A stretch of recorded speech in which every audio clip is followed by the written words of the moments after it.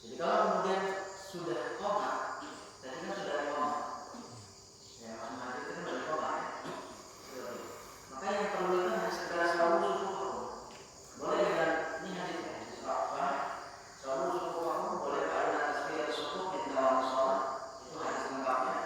Atau selalu syukur pada atas biar syukur di dalam sholat itu hadis lengkapnya. Kalau kemudian yang kita hendaki hanya sekedar dulu sholat saja, maka selalu syukur rahimahullah.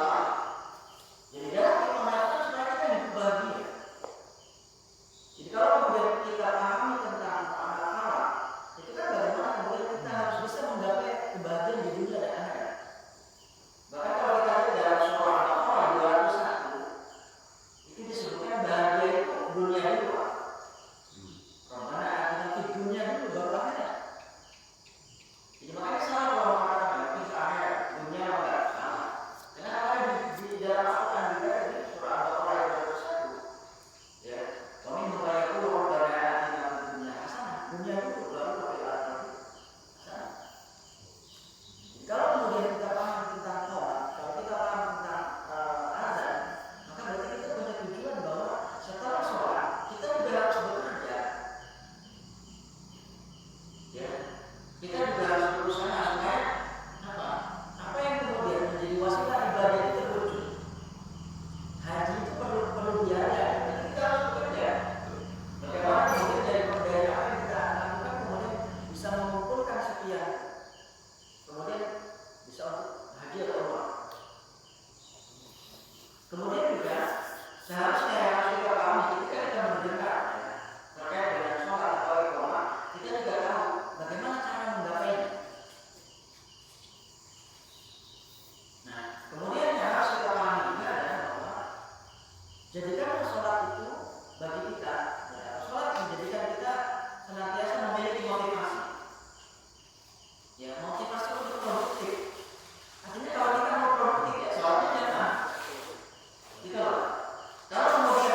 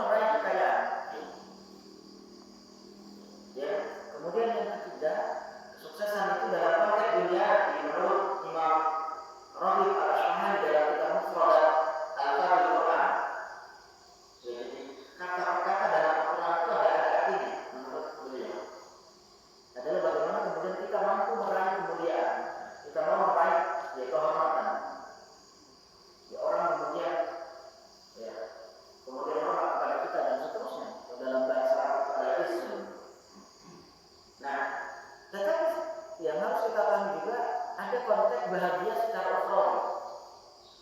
Imam Al-Raghib Al-Asfahani beliau kemudian mengatakan bahwa yang dimaksud kebahagiaan ukhrawi itu adalah bagaimana kemudian adanya keberlangsungan hidup yang abadi. Jadi kita kemudian mencapai surga dalam konteks ini. Kenapa? Kita itu kan tidak akan kemudian setelah meninggal akan hilang. Ya. Makanya dalam satu ungkapan ulama mengatakan khuliqna min halin ila halin. Kita itu diciptakan dari satu keadaan lain. Wa min makanin ila makanin, dan kita juga diciptakan dari satu tempat ke tempat lain. Bahan baku kita itu dari tanah. Kemudian dimakan orang tua mungkin menjadi sperma. Ya, terjadilah pemindahan sperma dari bapak ke ibu. Kemudian dari rahim. Dari rahim kemudian pindah lagi ke dunia. Dari dunia masuk lagi ke bumi. Itu kan berarti kulit min makanin ila makanin. Kita itu diciptakan dari satu tempat ke tempat lain. Kemudian juga kekayaan dalam konteks ukhrawi juga bagaimana kemudian kita mampu meraih kekayaan yang abadi atau ghina bila faqr. Ya. Makanya Nabi Muhammad tidak miskin.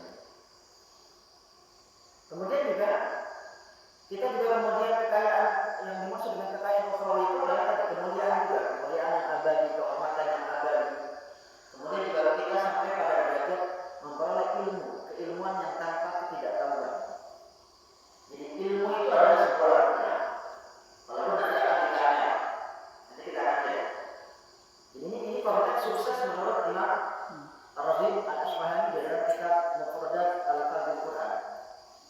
Juz 3 halaman 854. Ini yang saya temui dalam Al-Quran. Keterkaitan antara bagaimana kemudian ya apa yang kemudian kita dengar itu kemudian kita wujudkan.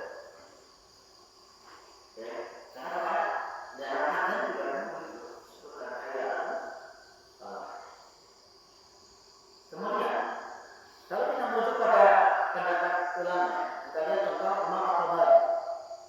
Imam At-Tabari dalam kitab Jam'ul Bayan fi Tafsir Al-Quran ini lumayan 30 juz. Ini termasuk tafsir besar saat itu. Dan kemudian nanti diujungi oleh Imam Al-Razi dalam Mafatihul Ghaib atau tafsir Al-Kabir jumlahnya 32 juz. Ini tafsir yang populer Imam At-Tabari Imam Syafi'i. Ya artinya ya kalau beliau itu benar-benar kalau orang sekarang dalam belakang Imam Bukhari itu berat dan Syafi'i. Dia mau kenapa Imam Syafi'i tidak mau hasil dari Imam Bukhari? Imam Bukhari sendiri mengikuti mazhab Imam Syafi'i. Ya, walaupun tidak ketemu, karena Imam Bukhari itu kan zamannya di belakang, zaman Imam Ahmad.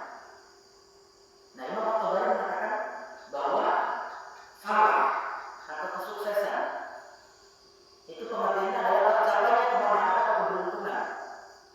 Tercapainya kemenangan atau keberuntungan yang dicita-citakan setelah kemudian ada usaha. Dia orang Islam itu ketika mau sukses ada usaha ya, untuk mendapatkan dari sakit itu ada usaha. Kemudian juga ada istilah, ada usaha keras. Jadi unsurnya pertama kalau pengen sukses itu ada sakit, ada usaha. Kemudian ada istilah, ada kemudian kerja keras di dalam mewujudkannya, baik di dunia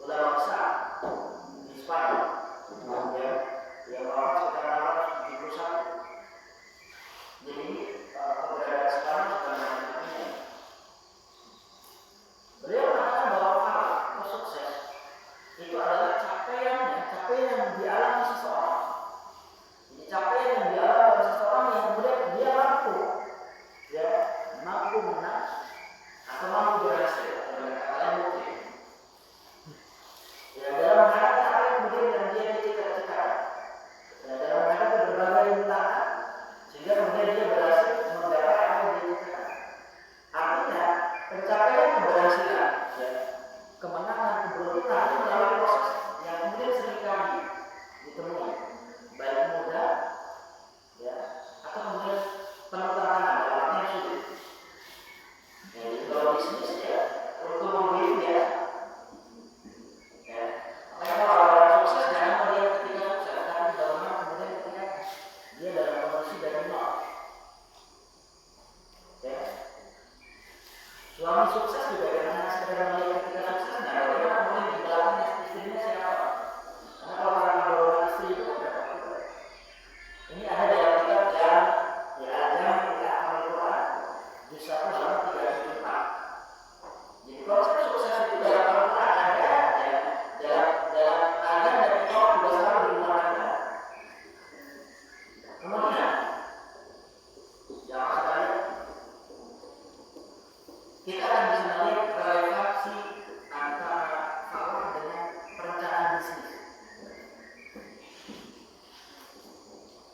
Saya mengambil pendapat dari istilah kata-katanya dari Imam Mansur dalam kitab Risalah, ya, juz 3 dia mengatakan bahwa falah itu gimana kemenangan atau keberuntungan. Tapi kalau al-falah itu maknanya petani. Baik falah atau falah pun itu sama-sama diambil dari kata falah yang maknanya adalah sukses. Ya. Nah, kemudian dalam konteks ini Quraisy di dalam kitab Tafsir Al-Misbah, ya, juz 9 halaman 383, beliau mengatakan begini, penggunaan kata falah, ya, penggunaan kata falah dalam konteks ada atau dalam konteks Al-Quran itu berarti maknanya, ya, falah itu maknanya adalah petani. Ini berarti memberikan kesan bahwa seseorang yang melakukan kebaikan hendaknya jangan mengharapkan dengan instan, dilakukan dengan instan. Artinya kalau kita kemudian ingin memperoleh kebaikan, ingin memperoleh kebahagiaan atau sukses, itu kita tidak bisa instan.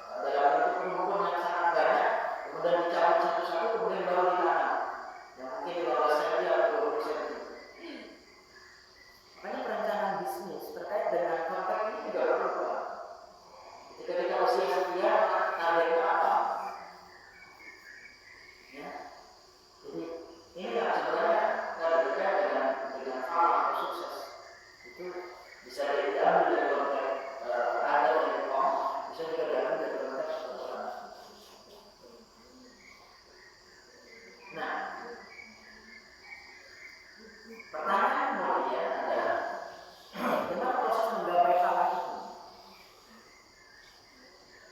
Artinya begini Pak, ketika kemudian azan dikumandangkan, ketika kemudian mengatakan hayya ya, sama azan mengatakan hayya ala sholat, seharusnya ketika kemudian kita datang memenuhi panggilan Allah kemudian sholat, ada 7 nilai yang kemudian bisa kita ambil dari sholat kita. Ya, yang pertama, ketika kemudian kita melakukan sholat, maka kita punya jiwa positif.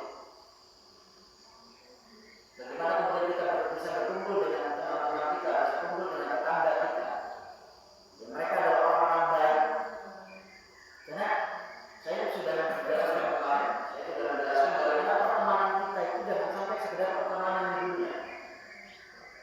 Makanya dalam hadis saya mengatakan, ya Allah, dulu dia itu mengaji bareng sama saya. Ya Allah, dulu dia itu jihad sama saya. Ya Allah, dulu dia itu puasa bareng dengan saya. Kenapa sekarang enggak? Itu Pak. Makanya dari konteks sholat yang kita lakukan, harusnya kita punya jiwa positif terhadap orang lain. Kita tidak gampang suudzon dengan orang lain. Kemudian juga dari sholat yang kemudian kita lakukan juga kita punya jiwa, kita punya integritas. Integritas itu yang saya ambil dalam proses satunya kata dengan perbuatan. Satunya kata dengan perbuatan. Sedangkan dapat Pak, ya masalah meninggalkan orang ini sama sekarang kan beda-beda. Versi polisi ini, versi PPI begini. Sekarang kenapa? Karena kejadiannya kan ada apa? Ada Senin, ada Senin, mana? Dia kan? Dia punya Senin. Saya itu Pak, siang ini paginya itu pulang dari Cirebon. Saya lihat di KM 50 gak ada apa-apa, gak ada macam-macam. Saya jalan. Saya jalan makan itu dari Cirebon. Lewat 1 menit karena saya pulang pergi itu kemarin bawa mobil. Ya 3 jam nyampe dari Bogor ke Cirebon, 3 jam nyampe. Ya memang gak ada apa-apa, gak ada suasana. Ya kita gak ada line cross, gak ada. Dan saya perhatikan di KM 50 itu enggak ada. Ya. Jadi sholat yang kita lakukan adalah yang tadi pertama adalah punya jiwa positif, kemudian punya integritas. Kemudian yang kedua adalah menjadi pembelajar. Ya artinya gini, sholat yang kita lakukan itu jangan sekedar rutinitas. Menjadi pembelajar itu adalah kemudian kita memahami pemahaman kita. Kita juga jadi tahu, oh sholat jamaah itu harusnya begini. Ya, contohnya kan, kalau sholat wajib jangan pakai sholat jamaah. Ya, lebih baik kita pakai sholat jamaah itu adalah pengganti qomat. Jadi sholat jamaah itu pengganti qomat. Ya, lebih baik setelah qomat berdiri imam tadi, subuh aku rahimahullah dan seterusnya. Ya, baru kemudian ketika imamnya itu menjadi imam sholat Idul Fitri atau sholat Idul Adha atau sholat tarawih, baru kita mengatakan sholat jamiah. Sholat jamiah boleh dibaca 3 versi Pak. Boleh sholat jamiah itu tarkib jumlah ismiyah mubtada khabar. Boleh dibaca sholat jamiah masuk semua, dibaca tambah semua. Ada sholat jamiah menakdirkan sholat jamiah. Boleh dibaca sholat jamiah. 3-3-nya benar. Ya, yang benar ya sholat. Ya. Kemudian juga sholat yang kita hasilkan itu adalah bagaimana kemudian kita fokus sendiri. Ada kekhusyuan. Apalagi kalau kita biasa bangun malam, kemudian sholat ini 2 rakaat, ada rasa plong, ada ketenangan jiwa. Ya. Jadi ada kemudian fokus diri itu dalam arti kalau kita kemudian selesai sholat, kan konteks Quran faidah farada langsung. Kalau sholat sudah kemudian kita sudah lakukan, jadi sudah kita berdoa, ya kita harus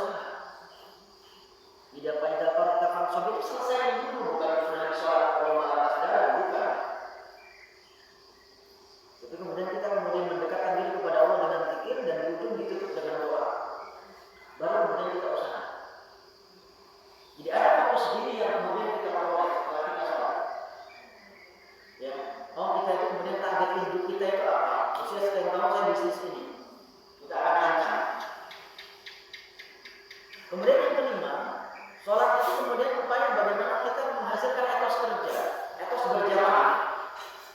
Ya. Adanya kemudian kebersamaan. Bagaimana Anda kata kemudian kita punya katakanlah bisnis dengan link-link yang banyak. Ya, dengan teman-teman bisnis kita, dengan relasi yang banyak, itu kan bagian daripada pembelajaran ketika sholat jamaah. Kemudian juga sholat yang kita lakukan itu bagaimana kemudian kita punya cita-cita menjadi penjamin. Katanya penjamin itu kalau kemudian kita dalam keadaan kurang, kita bantu. Dan kemudian penebar. Penebar itu adalah penebar kebaikan atau penebar salah. Ya, kita ketemu dengan teman-teman kita ketemu dengan tetangga kita itu bagaimana kemudian kita menjadi penjamin. Karena dengan jamaah nanti akan tahu, oh contoh Pak Jajak sedang sholat ini. Kita akan jadi jamaah. Tapi kalau kita membangun di rumah terus, kuper. Nggak tahu pergaulan. Jadi dengan sholat, dengan iqamah yang kemudian dengan azan yang dikumandangkan, dengan iqamah yang dikumandangkan, itu kemudian kita datang ke masjid. Kita tahu, oh orang ini selalu istiqomah dalam sholatnya, selalu istiqomah dalam jamaahnya. Kita akan tahu. Dan ini yang kemudian kita akan merasa kehilangan. Ketika mungkin salah satu teman kita kemudian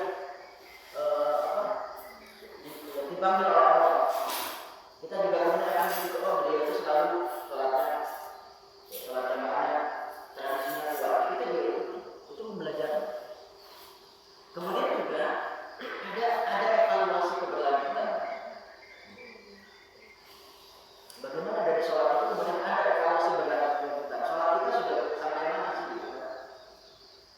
Apakah kemudian kita masih dalam apakah ketika sholat masih kita ingin kemana-mana? Sama saja. Bisnis kita juga sudah sampai mana?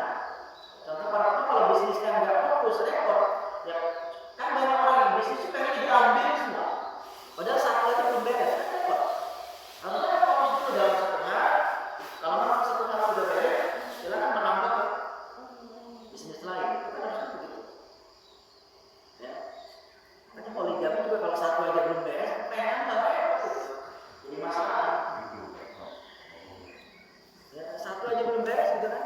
Satu aja istrinya masih begini, anaknya masih begini, gitu pengen nambah. Beda dengan Rasul kan? Karena Rasul itu ketika nambah itu semuanya berdasarkan wahyu, bukan berdasarkan nafsu. Kan kadang-kadang kalau bapak-bapak itu kan kanan kirinya dua, bukan kanan kirinya dua itu dipakai. Makanya mama saya juga bingung kadang teman-teman yang poligami, sebenarnya itu kalau urusan apa-apa kenapa dia curhat ke saya? Nah, mereka kan ada yang lebih pengalaman. Jadi kalau kemudian curhatnya kepada yang satu, saya lebih baik.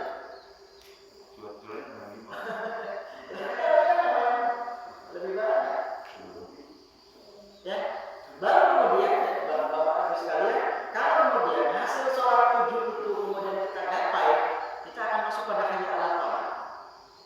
Bahagia itu bisa dicapai. Ya, kita kemudian masuk pada cara. Tadi bagaimana caranya? Iya, suruh. Caranya adalah pahami ketika kita menjadi seorang muslim itu bagaimana. Ya, di sini bahwa konsekuensi bagi seorang mukmin ketika bermuamalah, ya pahami surah An-Nisa ayat 29. Jadi ketika kemudian kita menjadi seorang muslim, seorang mukmin, ya, maka konsekuensi logisnya harus dijalankan. Bismillahirrahmanirrahim. Lihat di kalangan yang berwarna merah, ya ayyuhalladzina amanu la taqulu amalakum bainakum bil batil. Jadi bisnis kita jangan kemudian apa dengan tipu daya menipu, dengan riba, ya kan, dengan manipulasi dan seterusnya. Bila ada tijaratan antara ingat, nikum itu berarti konteks tijarah perniagaan yang atas dasar suka, sama suka itu nikum. Nikum itu berarti saya di bawah.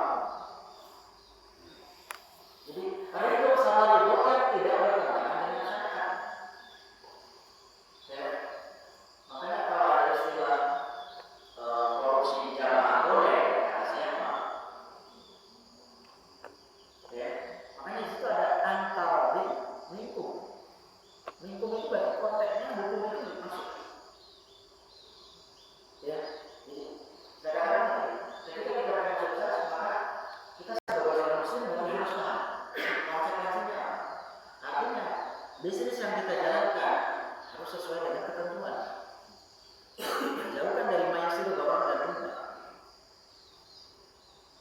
Jauhkan dari sisi dhalim dan dhalim. Ya. Kemudian kita akan bisa melihat ini motivasi kita dan kehati-hatian kita. Salah satu hadis riwayat Imam At-Tirmidzi, boleh dibaca At-Tirmidzi, bisa dibaca At-Tirmidzi, boleh dibaca Fatihah, boleh dibaca Kasar, boleh juga dibaca Dhamma, At-Tirmidzi, boleh At-Tirmidzi. Nah, hadis riwayat dari Abi Barzah Al-Aslam, beliau bersabda, Rasul bersabda, la tazulu qadam 'abdin yawm al-qiyamah hatta yus'ala an arba'in. Artinya ya, kaki kita itu di akhirat nanti tidak akan bisa melangkah, tidak akan bergeser sebelum kita ditanya 4 hal. Ya. Yang pertama, ketika mungkin kita dikasih usia yang panjang, umurmu kau habiskan untuk apa? Makanya usia kita itu harus produktif. Ya, kita sebagai seorang muslim yang belajar, ya kita harus produktif. Kalau pengen produktif sholat, ya kenapa? Ya kalau sendiri cuma satu. Tapi kalau dengan jamaah itu poin banyak. Karena jamaah itu Pak, poin jamaahnya itu 27, belum ada poin sholat. Belum ada yang boleh belakang. Belum nanti ada ketika kemudian aminnya, ya, bersama dengan aminnya malaikat dan seterusnya. Ya, an-umri tadi, an-umri fi ma'afna. Jadi umurmu untuk apa kau habiskan? Kemudian yang kedua, ini juga ditanya, orang pintar juga ditanya. Wa al-ilmihi madza amila bi. Tentang ilmunya, untuk apa ia lakukan? Karena jangan sampai kemudian pintar tapi kemudian jadi orang. Dan banyak orang pintar tapi kemudian menipu. Siapapun ya, dia pejabat kah, dia pengusaha kah, dan seterusnya. Dia dai kah? Ya, makanya kita kalau mau memahami konteks itu harus betul. Kadang-kadang begini contoh. Kalau bapak sekalian baca kitab Pemahaman Ruslan, ya fakul man bighairi ilmin ya'malu a'maluhu barakatun la. Setiap orang yang beramal tanpa ilmu maka amalnya ditolak. Tapi ingat Pak, ngadu atasnya lebih enak Pak. Karena itu harus fa'alimun bi ilmihi la ya'malan mu'addabun min qabli ubadil waqtan. Orang alim yang tidak mengamalkan ilmunya masuk nerakanya lebih dulu daripada orang. Repot juga. Yang alim diajar, yang tidak alim juga diajar. Ya. Kemudian yang ketiga ini yang penting ketika kita bicara tentang muamalah. Ketika kemudian kita punya harta, maka pertanyaannya dua. Ya, pertanyaannya adalah dua. Ya, min aina iktasab? Ya, didapat dari mana? Cash in-nya dari mana? Gitu loh. Didapat dari mana? Cash in-nya dari mana? Dan untuk apa digunakan? Kemudian atau cash out-nya untuk apa? Tidak ada istilah cash in dan cash out. Ini penting ya. Kenapa? Karena kalau kita sudah meninggal, itu banyak harta sudah menjadi ibadah, harta sudah menjadi hak. Ada waris. Mending kalau kemudian dibagi kemudian atur, yang itu kalau kemudian jadi berat. Makanya jangan sampai kemudian ya apa yang kemudian kita kumpulkan itu menjadi fitnah kita. Maka saya katakan tadi investasi kita itu bukan hanya sekedar terkait dengan bisnis. Bagaimana kemudian kita menyiapkan generasi yang kemudian menjadi generasi yang Islam, generasi yang mau belajar itu penting bagi kita. Karena itu yang kemudian menjadi pahala yang kita akan mari. Ketika kita punya anak ya, kita menjadi anak-anak yang soleh, dia kemudian menyebarkan ilmu dan kita anak-anak itu juga. Ya, jadi ingat cash in-nya dari mana, cash out-nya apa? Ya,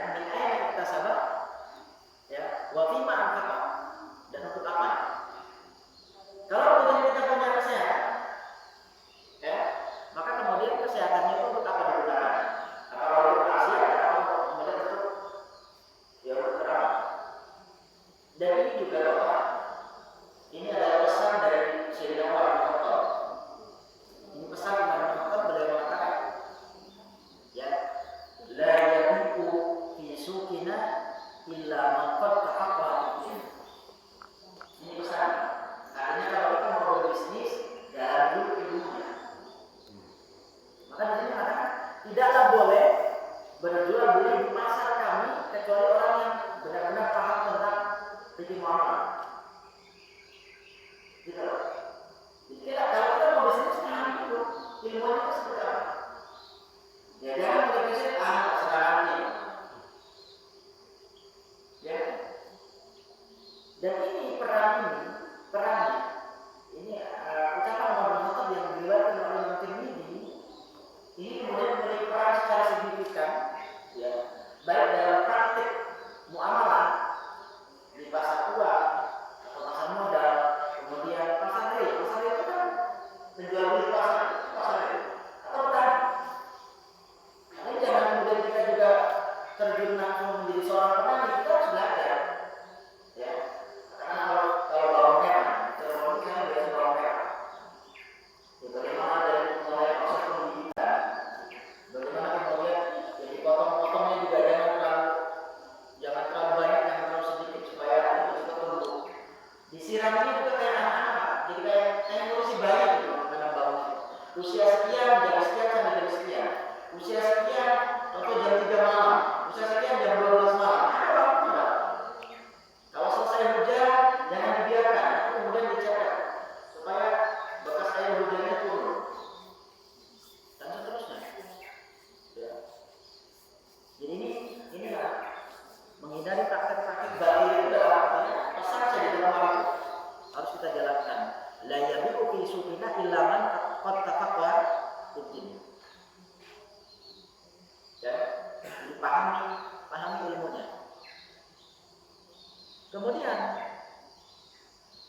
ketika kita ingin sukses, maka ada profesional. Profesional berarti kita ada keahlian, ada komitmen. Jangankan kita, ini ayat surah Al-Kahfi ayat 68. Ini ada Nabi Musa. Ini Nabi Khidir.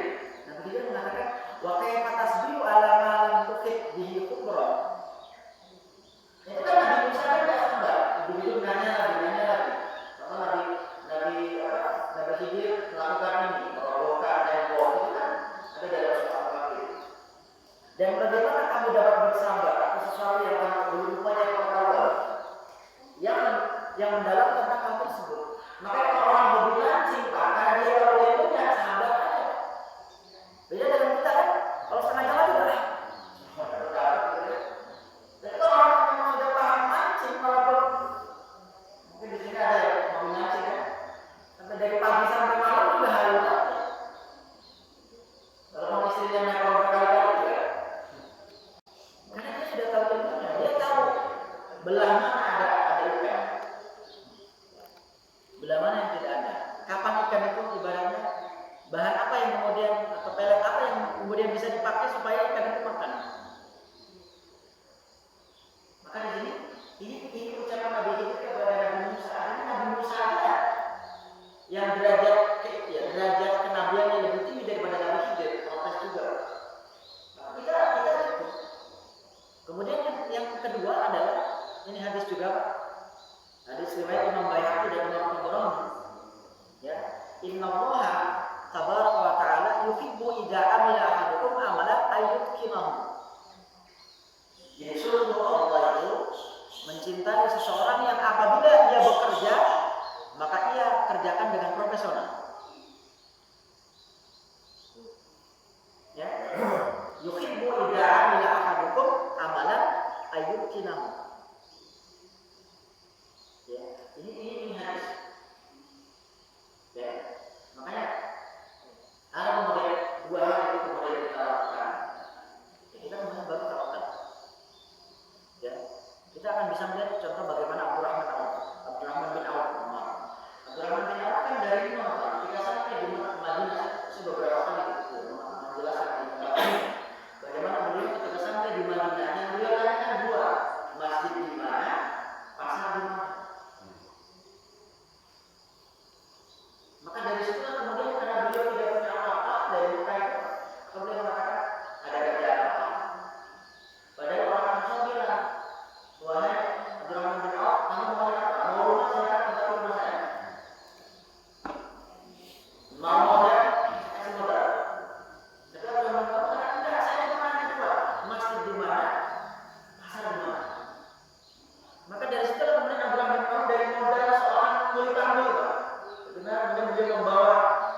harta dagangan kemudian bayarannya dikumpulin jadi modal. Dari modal itu kemudian beliau seorang dari awal nol dagang sampai kemudian dia menjadi konglomerat. Ya. Makanya di zaman dulu yang namanya masjid itu atau pasar tidak akan jauh dari masjid. Kalau sekarang ya yang di pasar yang di masjid. Ada Jumatan aja tetap jalan gitu kan. Yang di pasar itu transaksi jalan. Ya. Kemudian Imam Al-Muslim. Ya. Jadi beliau mengatakan bahwa harapan untuk surga kalau kita tentang akhirat. Jadi surga itu didapat kalau kemudian ada kesungguhan dan ada keseriusan. Juga ada kesabaran. Jadi ada nilai juhud, ada nilai sabar. Ini dalam kitab Ma'ani. Ya tafsir Al-Quran Al-Azim wa Sabul Ma'ani juz 220. Kemudian ini juga ulama menambahkan ini beliau mengatakan bahwa yang harus kita pahami bahwa kalau kita ingin sukses berarti harus ada mekanisme, harus ada kemudian giat. Tapi juga harus sabar. Ya. Ada sabar, ada sabur dan ada al-juhud. Contohnya, beliau sampai menggambarkan bahwa kekalahan perang kufur itu kan karena ada dua. Yang pertama, pemanah yang di atas itu mereka tidak mengikuti perintah Rasul. Yang kedua, karena mereka tidak sabar, di depan mereka sudah ada Natal 5, dan dia turun. Nah, setelah para pemanah itu turun, Khalid bin Walid dari pasukannya nyerang dari belakang, habislah. Ya, jadi itu al-juhud dan as-sabr itu dalam konteks ketika kita berbisnis, dalam konteks kita menggapai. Ketika kita mendidik anak juga harus tadi. Ya harus ulet atau ya ulet juga harus sabar. Jangan dikit-dikit main gampang kan? Ya. Kemudian ya penutup. Ini yang harus kemudian kita peroleh dari kajian hari ini. Pertama adalah sholat itu merupakan langkah untuk kita menjadi orang yang punya daya. Jadi sholat kita itu seharusnya menjadi langkah untuk kita menjadi orang yang kuat. Ya, memperkuat diri secara total. Ya, roh di total saat memperoleh nafs. Ya, bagaimana menjadi orang yang kuat secara total. Kemudian yang kedua, adzan dan iqam, ya, menjadi teman sejati. Karena kata adzan itu kan berbanding. Adzan dan iqam kan selalu berbeda. Yang dua-duanya adalah mengingatkan kita. Ya, dua-duanya mengingatkan kita. Kemudian yang membuat kita menjadi orang yang kuat, orang yang punya daya. Untuk apa? Ya untuk dapat daya kemenangan. Kemudian yang ketiga, sholat yang kita lakukan adalah mengajak. Berarti kita kalau sholat, kalau jamaah itu yang kemudian kita pakai sendiri lah. Ya, tetangga juga ada. Mengajak dan kemudian juga menegaskan bahwa kita benar-benar membutuhkan sholat. Jadi jangan sekedar saudara ini saya sudah sholat. Tapi bagaimana kemudian andai kata kita tidak sholat ya kita itu kayak orang punya hutang. Kita tidak berani tidur sebelum sholat isya dilaksanakan. Atau kita tidak berani tidur sebelum alarm disetel. Supaya malam kita minimal tahajud berdoa. Ya. Jadi sholat itu adalah kebutuhan kita agar pola hati kita, ya, atau itu setnya itu adalah benar. Kemudian pikiran kita, mindsetnya kita juga benar. Sehingga kemudian kita menjadi senantiasa berpikir positif dan optimis. Jadi kita sholat itu optimis. Bagaimana kemudian dengan sholat kita, kemudian selesai sholat kita kemudian menuju setelah sholat, berarti kan gitu. Buat kewajiban dulu laksanakan, baru ngomong bahagia. Ya kan hayya ala sholat dulu diberesin, baru hayya ala falah. Jadi jangan pengen bahagia tapi sholatnya enggak.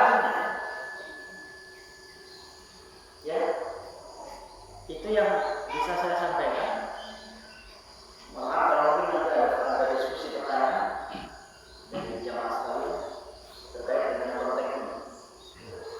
Jadi yang penting jangan sekedar rutinitas selesai dengan azannya itu biasa atau iqamah itu biasa lah. Tapi bagaimana kemudian hayya 'alal shalah kita dapat, hayya 'alal falah juga kita dapat. Iya, Bu. Assalamualaikum warahmatullahi wabarakatuh. Mengenai hayya falah itu kita mengajak untuk meraih kemenangan. Bukan dalam konteks soal untuk ibadah akhirat, untuk kita meraih kemenangan di akhirat dan kemenangan di dunia. Nah itu gimana Ustaz? Artinya itu kita kan hayya shalah itu al-falah kan untuk akhirat utamanya Ustaz. Kemudian kita tinggalkan kan semua jual beli tinggalkan. Nah itu gimana? Ya, jadi intinya dari sini nih Pak orangnya. Jadi mau bahas juga.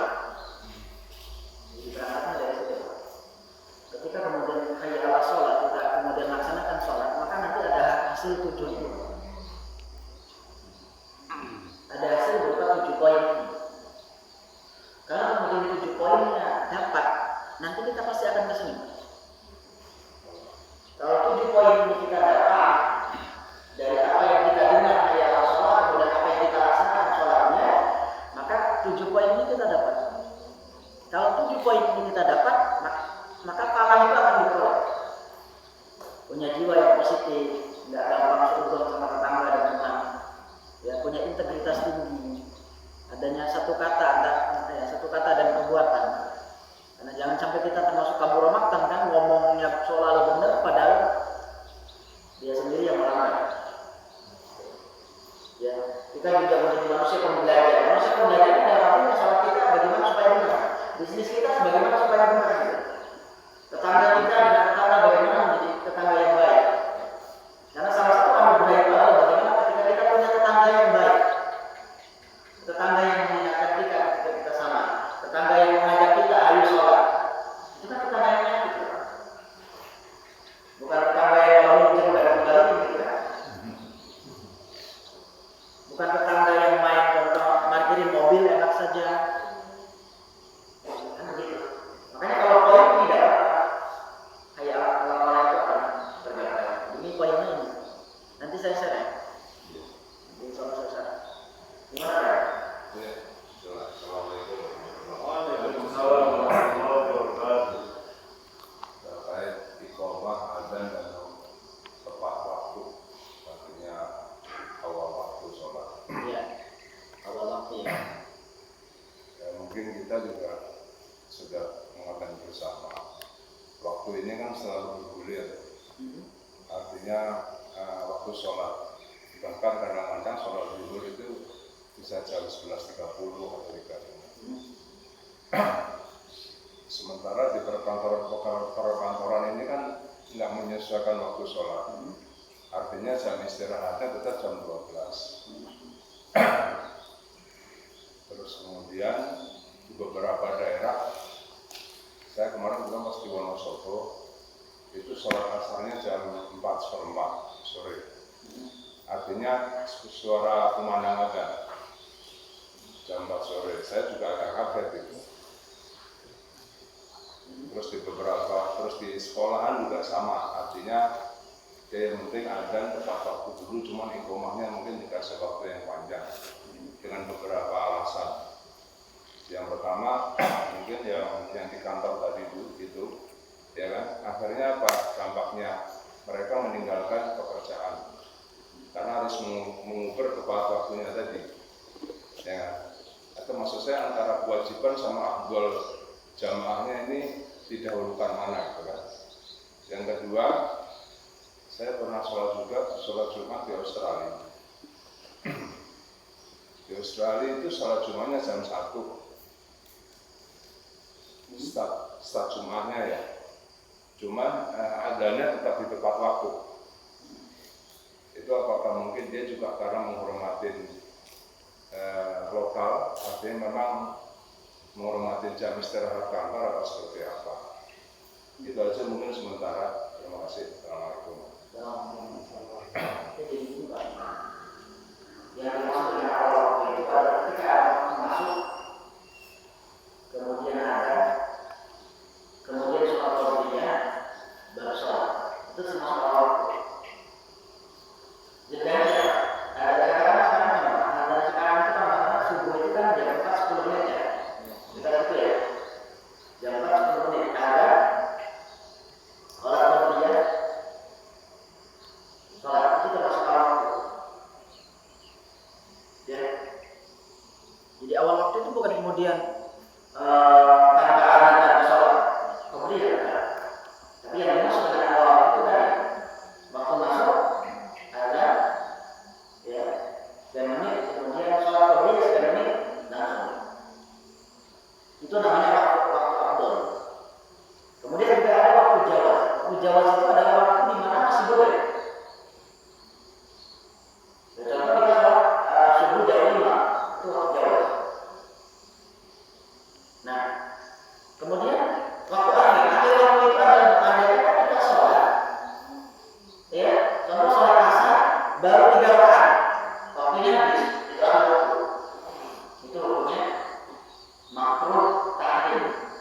Makruh ta'khir tidak dikenal. Karena disamakan dengan dua rakaat.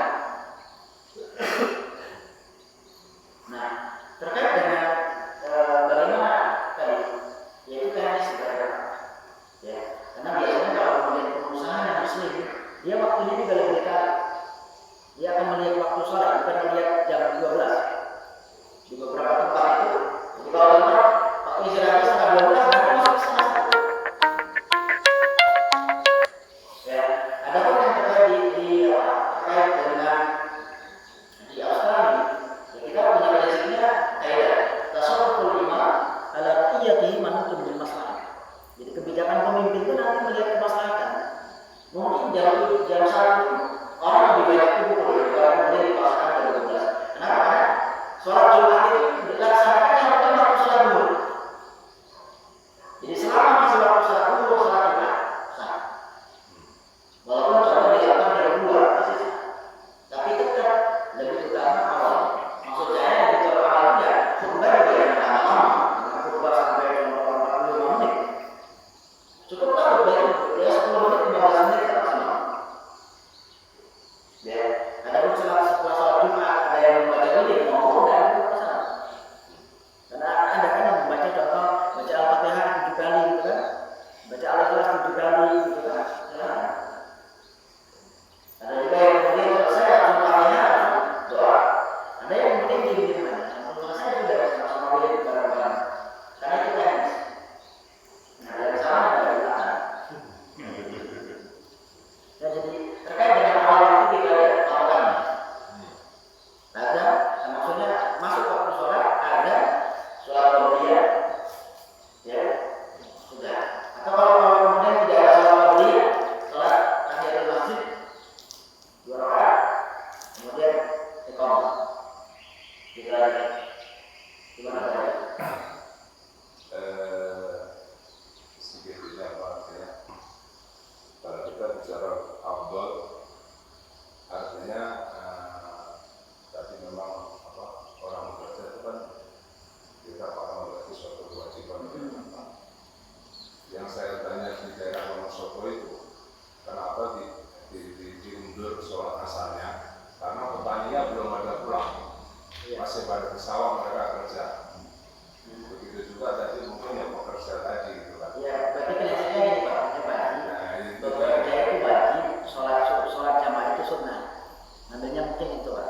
Kita harus nonton ya. Bekerja itu wajib, sholat jamaah itu sunnah. Maka nggak usah jauh-jauh Pak. Lirboyo Pak, sama Pak. Lirboyo tempat pesantren saya.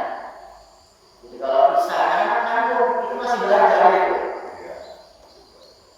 Tapi tidak ada semua Lirboyo itu kalau sudah ada semua aktivitas berhenti. Lagi ngajar berhenti dulu Pak. Kecuali yang dimasak kan